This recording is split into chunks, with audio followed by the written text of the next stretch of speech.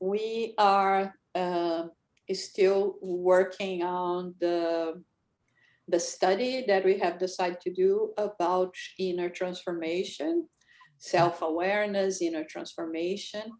And every week for a while, we have been doing this study focusing basically on the Sermon on the Mount and the 13 virtues of Benjamin Franklin. Uh, Making the correlation with what we have from the teachings of Jesus, but at the same time, what we have from, a man that has put into place a program, so to say, on how to become a good person. And I think in my understand, one of the most important things that we have when we are talking about spiritism is exactly how to achieve that. Is not as much about, or the religion, the science, the philosophy per se, but how all of that can impact us and help us in becoming someone better each and every day. Why do we want to become better? Just to please others? No, because the more we rid ourselves from insecurity, from lower or emotions or negative emotions, more in peace we are going to feel ourselves. And of course, we are going to impact our surroundings as well. But we are mostly talking about the way we are going to be feeling in harmony, even when we understand, because we are still living in a world of trials and atonements, going through a period of transformation, transition to a better world. But in this whole process where everything is happening the way it's happening, and that things that we cannot avoid, that we cannot prevent many times, if at least we are in control, if at least we have the understanding, it's going to make us go through all of this. That is a process of a necessary process of growth in a much better condition. So this is our goal. This is what we are trying to achieve with this program, that the study that we are doing. To many things will be, old things. And they will be old things, because like we understand, the truth has always been there. The problem is we are not looking at it. And worst of all, we are not necessarily applying them in our day-to-day basis. So the more we hear about it, the more we start to, mulling over all those ideas, the easier should become for us to actually be capable of putting them in practice. So the past few weeks, we have been studying, talking about one of the Beatitudes that we have in the Sermon on the Mount, that talks about blessed are those who hunger and thirst for righteousness. So we are talking about righteousness. So in the weeks before, we talked about our understanding of righteousness, how this is a condition that our inner being craves for, because every time we are moving away from what is righteous, we moving away from our essence, the essence that we are, that is due to the creation from, the that comes with us since our creation. So and the way Jesus employs this concept to make it very understood to us, in terms of saying, you cannot go without food, you cannot go without water, but you also cannot go without bringing righteousness to you. And this part that we are going to start today referring to that is going to be related more to how we should care about our body and our spirit. We understand that we are like at least the concept that for the time being is what we need now to understand that we are spirit, that we are a physical body, and that we are a spirit body. And how can we be righteous in relation to our essence and to the bodies that help us in achieving all that we need to achieve? So when we talk about body and spirit, always talking about the balance that is necessary for us to understand, even when we are acting upon the world. So the body may be regarded as a prisoner in the flesh. The spirit may be regarded as a prisoner in the flesh. In order for the prisoner to live, move about, and even conceive of the illusion of freedom, the body must be sound, of good disposition, and vigorous. So let us think about, that what we are is a spirit. And then upon incarnation, reincarnation, we have an instrument to move around. And this instrument represents our spirit body and our physical body. So in order for me to be able to utilize all my possibilities to perform well, I have to take care of the machine, right? Very much like we take care of our home, that is where we live, or our a vehicle, without nourishing the vehicle, putting gas or electric, whatever it is nowadays, we have to take care of the body.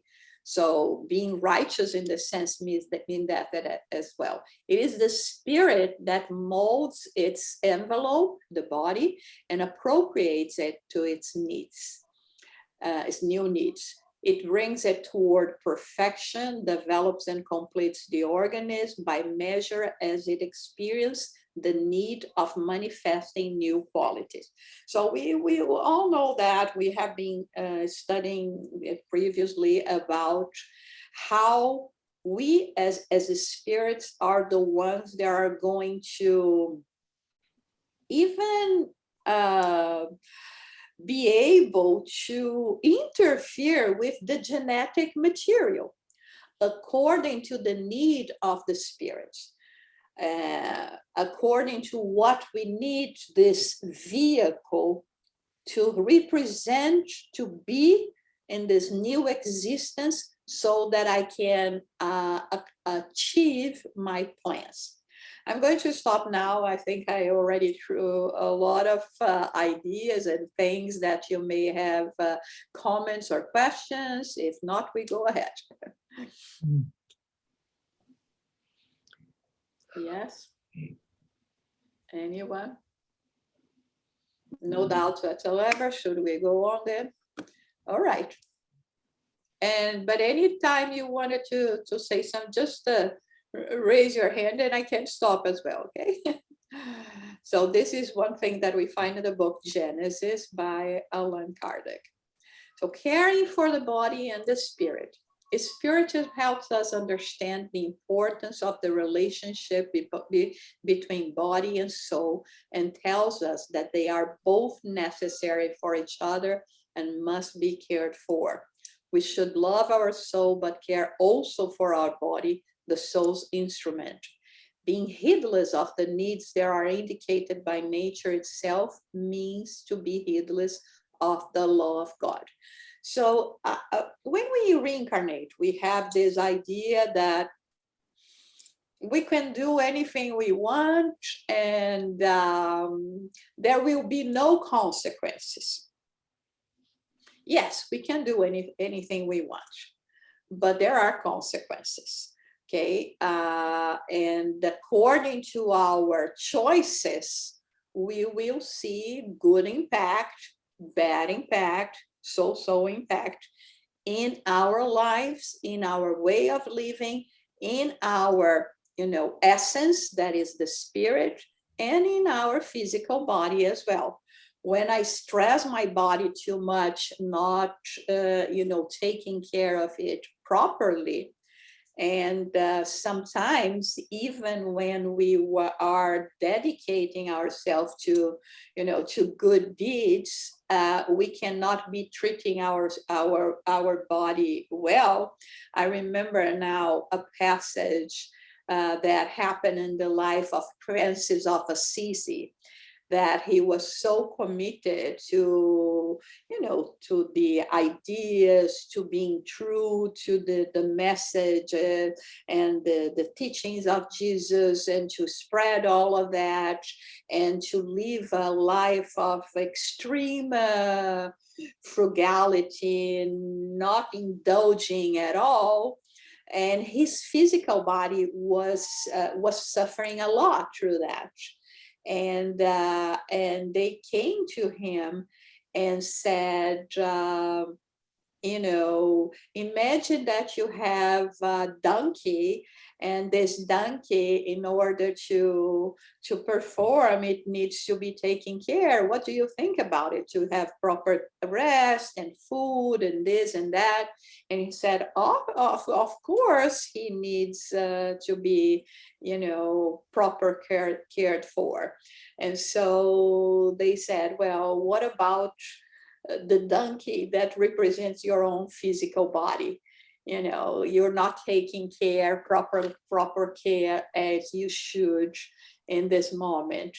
And so, sometimes this is what we have to think as well, how we are, what we are doing with our physical body is it's sometimes we are so careless, and indulging too much, or not that much, or imposing a lifestyle that is not necessarily good for us, and we have to meditate about it. Any comments or questions? No, it's true. No? I said it's true. Oh, okay. Yeah. Okay, so we will go ahead. And this is where the part of Benjamin Franklin comes as well. One of the virtues that he was checking every day, if he was practicing, was exactly frugality. And remember that when Benjamin Franklin would list those 13 virtues, he would also include a paragraph of what he meant about it. So here he says that being frugal is to strive to live within your means. Don't squandering your money on fun and frolicking, and don't waste the resources God gave us. So here, he also talks about the way we go in relation to our material resources, not necessarily only money, but everything that can represent even, he's talking here about ecology already, right? Not wasting resources that God gave us. When we think about the way we use the water, when the way we are spending our planet, and not taking consideration with all the resources that we have from the sea, from the plants, all of that, not taking care of this. So he is inviting us to this idea of living with less. And I remember once there is one phrase that is attributed to Gandhi, that he says that we should eat to live and not live to eat. So, which is something that is quite hard still for us to do, right? And this is what is being frugal. Understanding that, especially for us women, we don't need a dozen black shoes, right? Or black dress. All those things. Yes, go ahead. I don't really, I can't say that I it doesn't sit well with me, that concept, because I agree with living within your means. So, but to not have fun, it sounds here as though it's to live a very Spartan life. And I don't think that we've come into this world, it doesn't feel comfortable to me to think of coming into this world to live a very not what's the word for it, like a Spartan life. Because why, when we come here to enjoy this life, and where he says then don't squander your money, but to have fun and to enjoy, is actually, money is not, it's just a it's a form of exchange. It's not actually something to keep or to worry about or to be concerned about. To me, it's something which, I don't know. I'm not comfortable with what you're saying. Really, doesn't make sense. I understand what you're saying, Sally, and in fact, let me explain better. And even I think the concept here. What we are talking about here is not for ourselves, to live a life like Francis of Assisi, because in this case, even him was called his attention that he was just doing too much. He was not valuing, the needs of his body and the rest and all of that.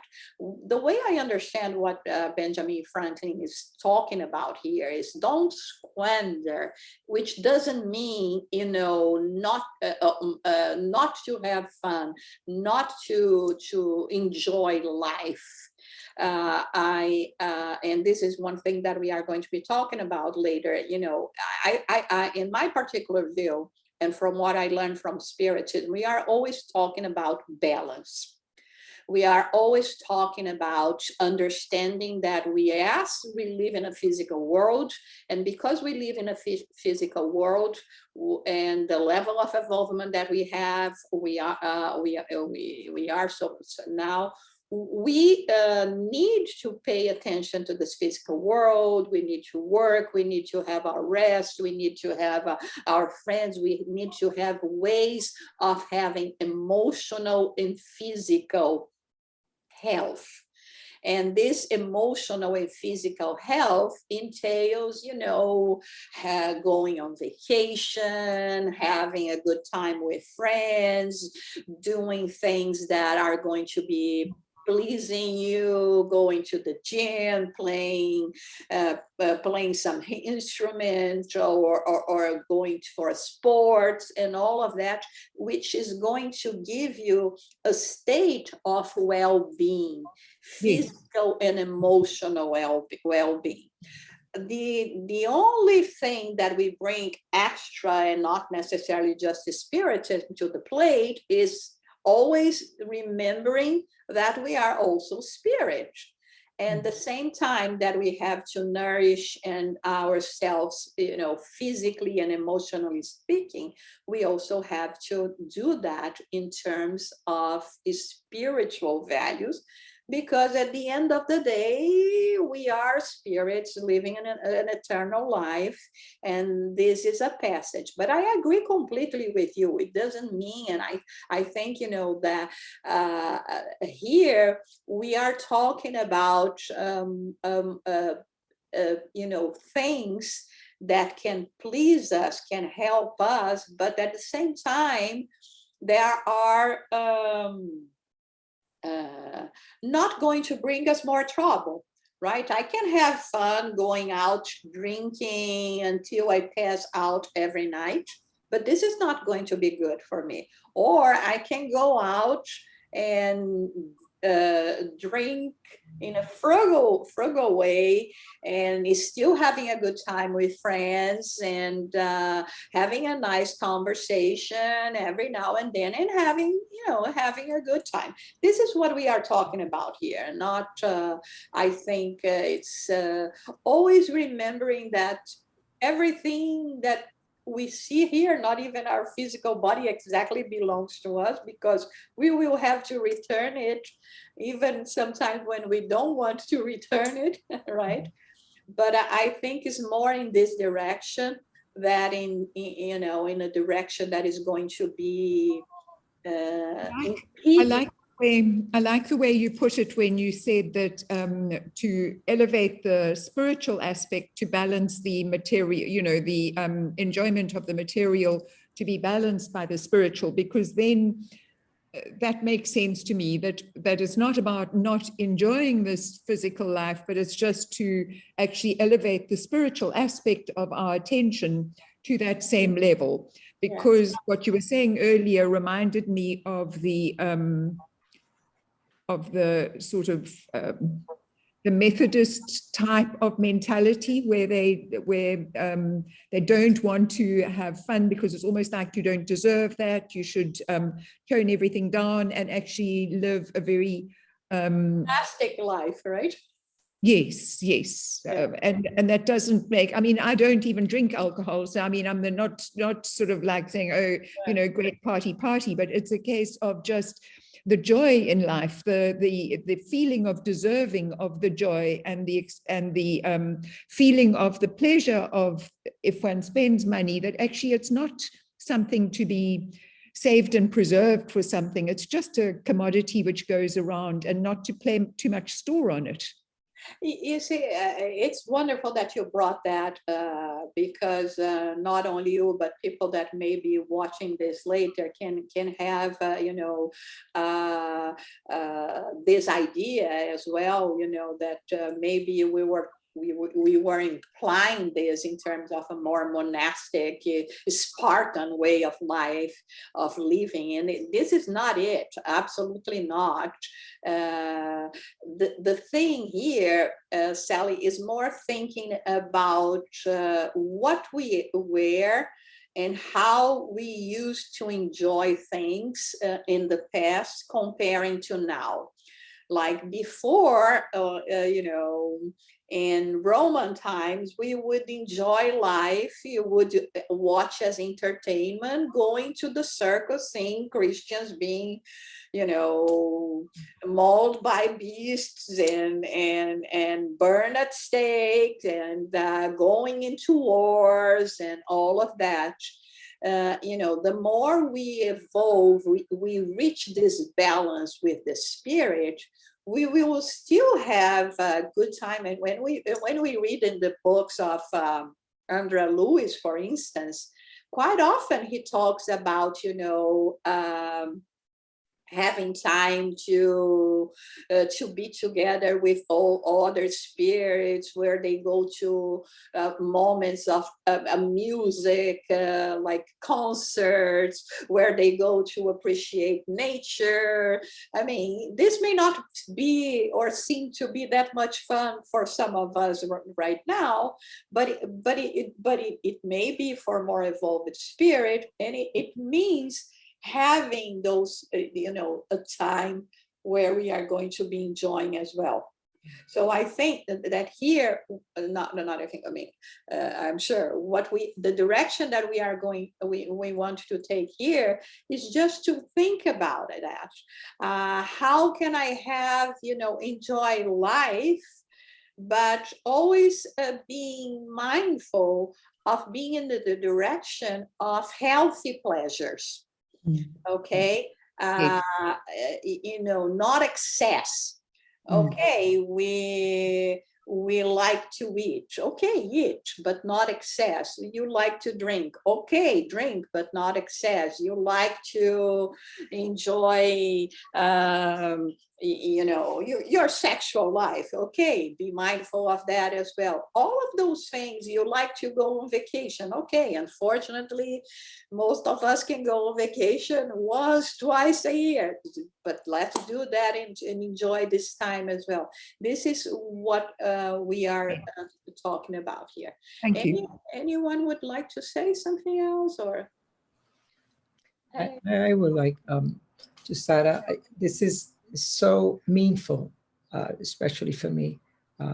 I remember when I was younger, how I did not understand the means of being frugal, doing what you can do in life.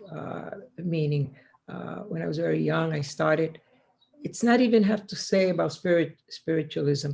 Um, it's just living a life of within your means. If you have, let's say, example, you have a credit card and they give you $3,000 for you to use, and then you go out there and you buy things that are not really necessary, and then at the end you find yourself in a bundle of pain and trouble, right? Spiritually.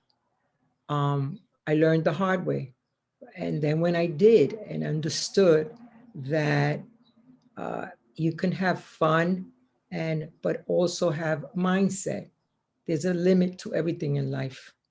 We understand that everything we do will come back to us. So this is what I see what Benjamin Franklin, The Art of Virtue, is explaining to us. Don't waste what you have. Use it wisely. I remember, Jussara, if you remember Andre Luis, our beautiful friend. Do you remember Andre Luis? I'm sure. Oh, yes, absolutely. I was thinking about him Oh my God. weeks You ago. know, we finished the lesson. We were going home outside and walking.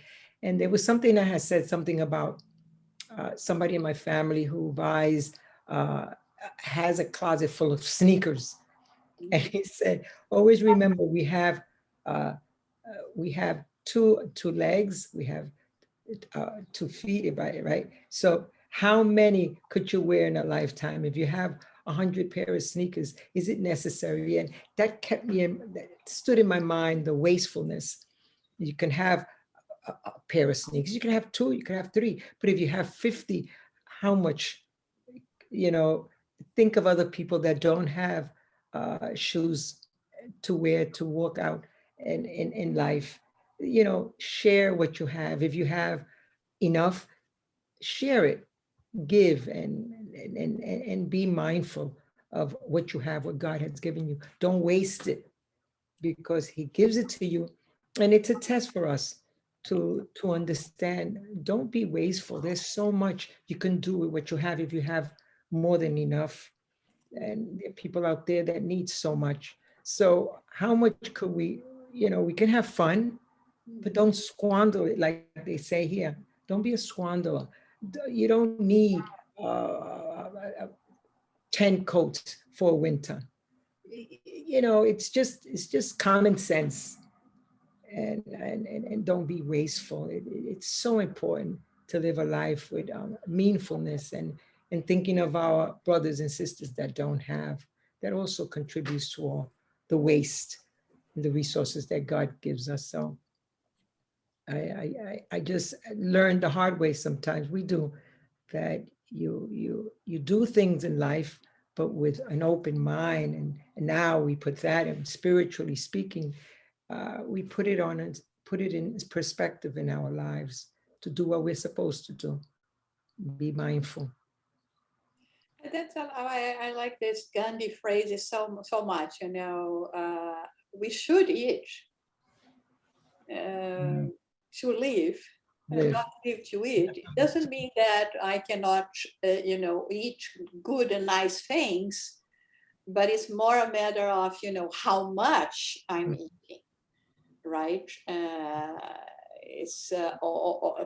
this is what we are talking about, this frugal, because sometimes, you know, we compromise, like you say, we compromise our existence, spending money that we don't have in things. And this is what he's saying here: pay attention to what you're doing.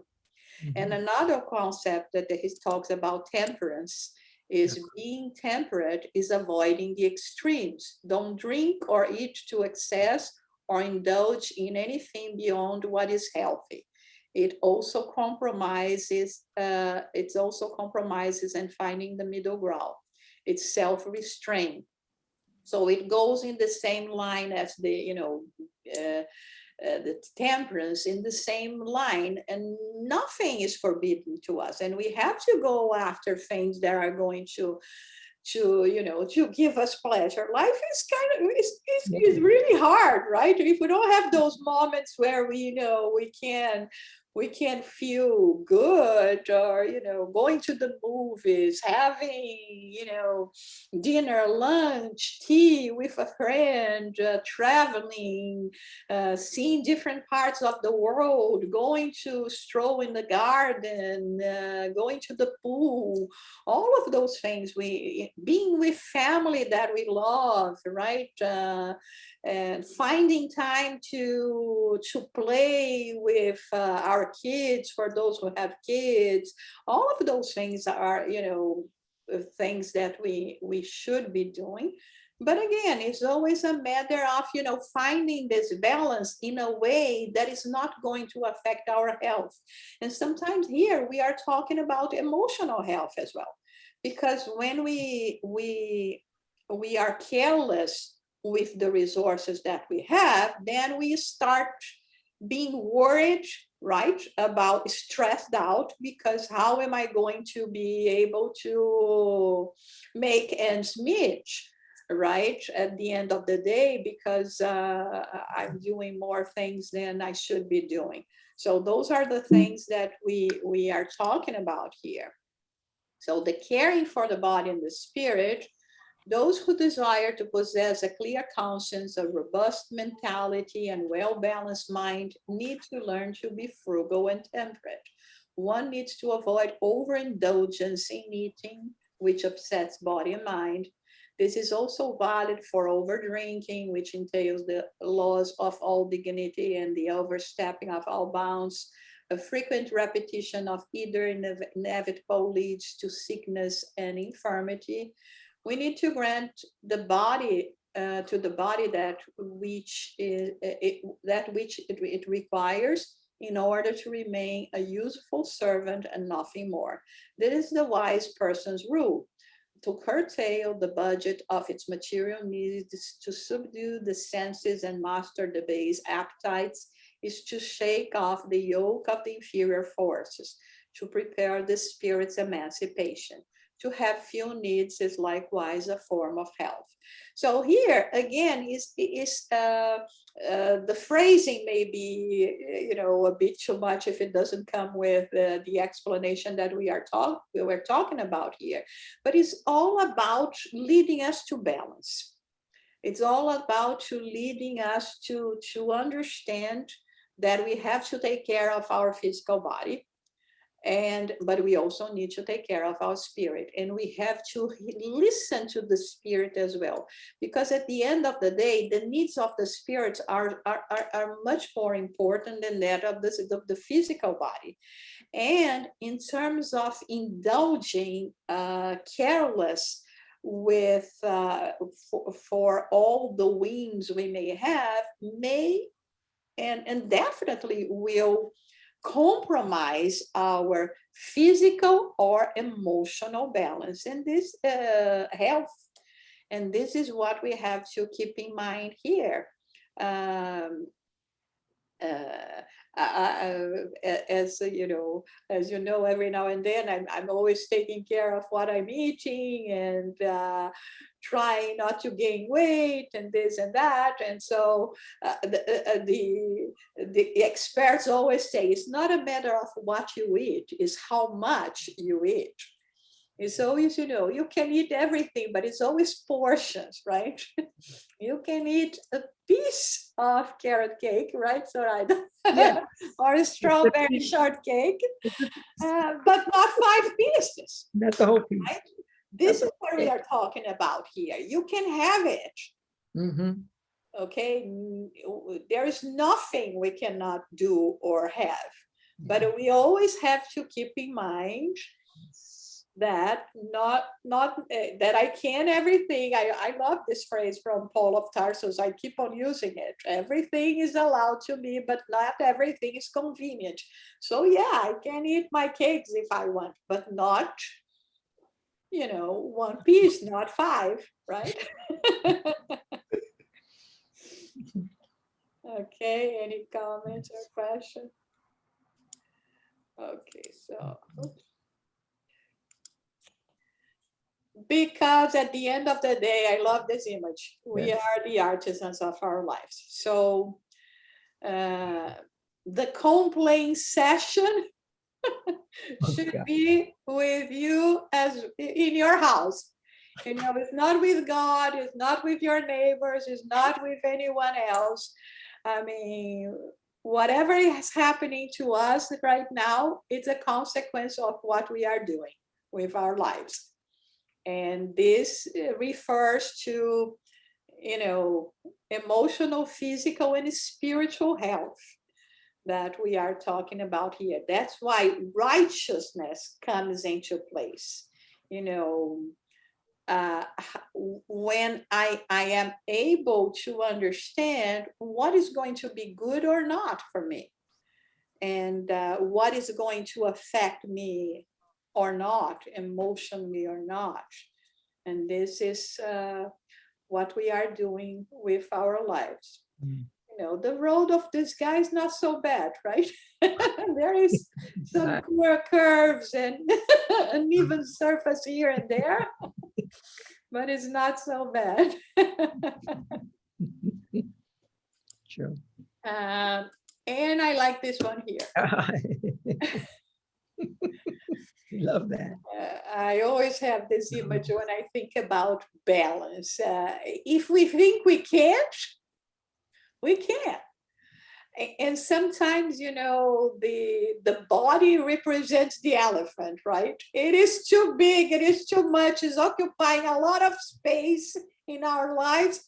But yes, we can balance that. And to me is really the key. I think when we are talking about balance, we are not even talking about 50-50, okay? I say sometimes that if we could at least go to 80-20, Yeah. 80 for the physical concerns and 20 for the spiritual ones, we are good. But in many cases, we are not even in the 20% caring about us as a spirit. Wow. So don't even think about having the plates of the balance even. We will get there, but for the moment, I think what we need is to really be mindful of how we are going to be treating ourselves, how we are going to be trying to achieve this peace, this harmony, this feel-good sensation that mostly comes from when we are acting in righteousness. And acting is righteousness, is also respond to the needs of the body, but providing it healthy solutions or healthy choices. And I think this is basically what we had for today. We still have some time that we could be talking about and exploring, expanding a little more of this concept. If you want to comment or bring questions.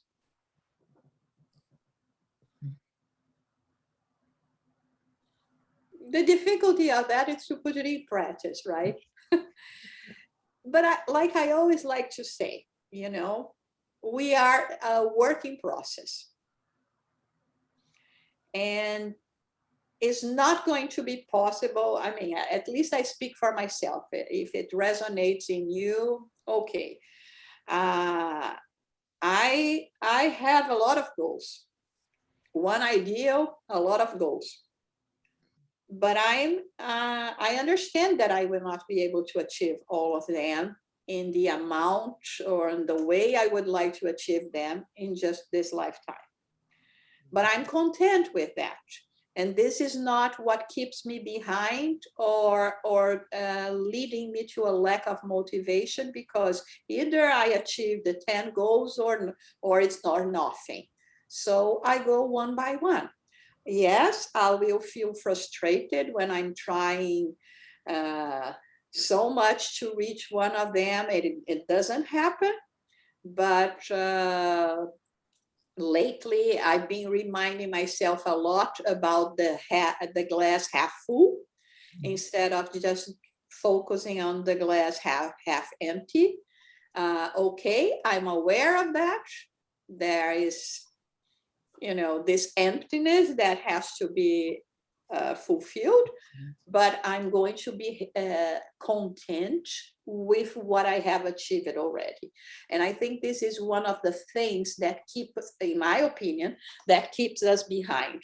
We are always focusing on what is lacking. As soon as you get something that you want, you have a new object of desire. Object or something of desire, and we don't even appreciate or give enough time to appreciate what we have just conquered. Okay, you know, enjoy what you just conquered, and okay, if you did that, it's an indication that you can accomplish other things. So this is how I manage to even realizing there are so many aspects in myself that needs to be improved. So many things that I would like to achieve that I still have not, that it's a working process. And I will be allowing time to make it happen. And I will continue in this pursuit. I will not give up in this pursuit. So that's what I think is very important for us, especially when we are talking about inner transformation, self-awareness, because self-awareness can lead us to all of those the struggles, you know, to be able to look at yourself really as you truly are. It cannot be that difficult. Pretty view, right? We will have to see sides that we have that are not righteous, right? Using what we are studying here. And okay, it's okay. I'm a working process.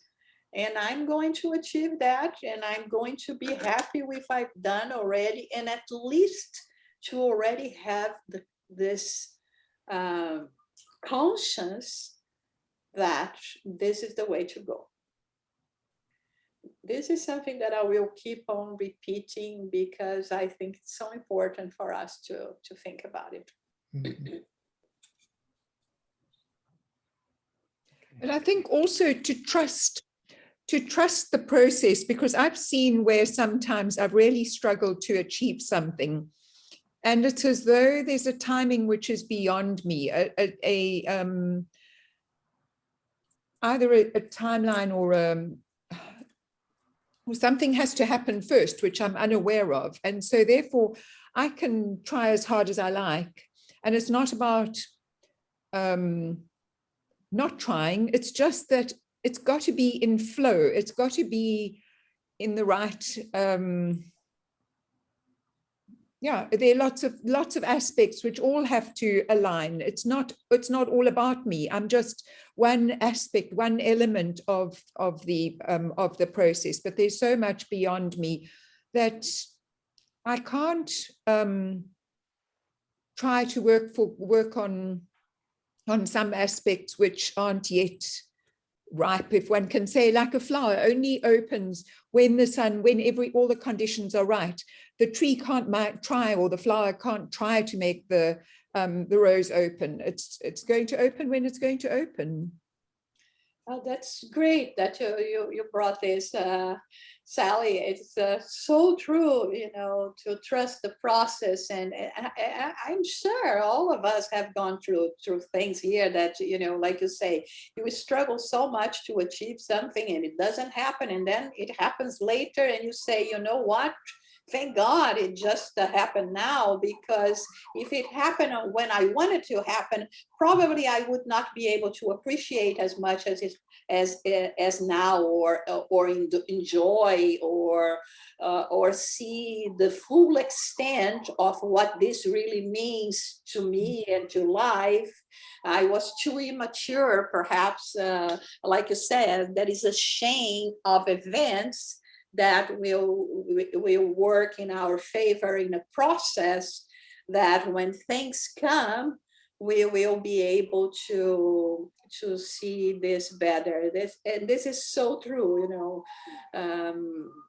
I think it's very, very important that you brought this to us as well, to trust the process, because it doesn't mean that we are not, it's more like, playing with Lego, right? One piece has to be after the next, and this is how we build everything.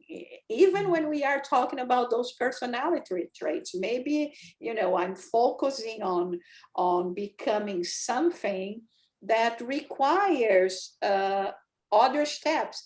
Even when we are talking and we are using this for this process of inner transformation, the Beatitudes of the Sermon on the Mount, Jesus starts first with the humility, because this is the first step. Without that, without us being capable of looking truly at ourselves and realize with humbleness, what is good, what is not, what needs to be done, what can I do now, what has to wait for a moment, we will not reach the other stages like we were talking about here. So yes, trust the process. Let us keep this phrase for our week as well. Anyone else would like to say something? Do we have a volunteer for the final prayer? Right.